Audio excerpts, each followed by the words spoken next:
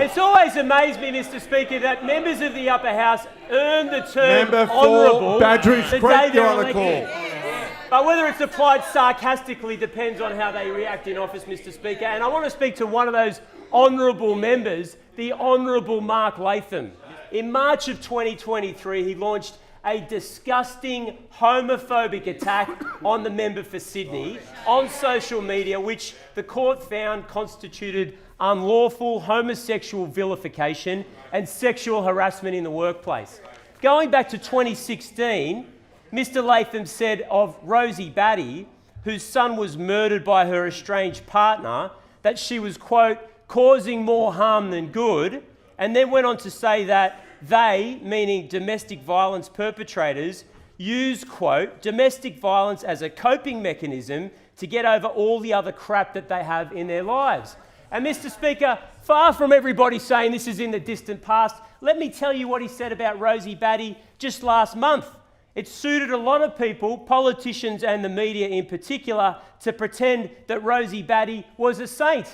The mother who lost her son at the hands of her estranged partner and domestic violence deserves this kind of abuse from a member of parliament, does she? I refer you to Mark Latham's odious Twitter account, where he said, quote, two Jews on Sky News saying the fake anti-Semitism narrative must stop.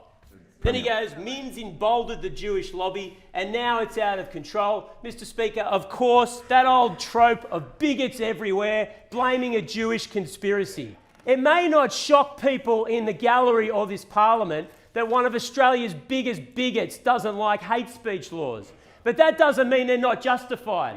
And I want to correct the record for members in the gallery and in the public. There were 14 incidents involved of anti-Semitism related to the Dural caravan inquiry. There were 367 anti-Semitism attacks in New South Wales over the last 2 years. 367.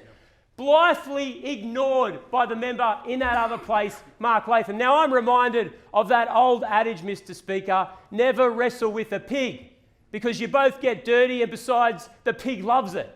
But I have to say to you, Mr. Speaker, at some point, members of this parliament and the other house have to stand against this bigotry. And there is a coalition emerging of Greens in the upper house, the coalition and One Nation voting together day after day after day to platform one of the most shameful bigots in New South Wales.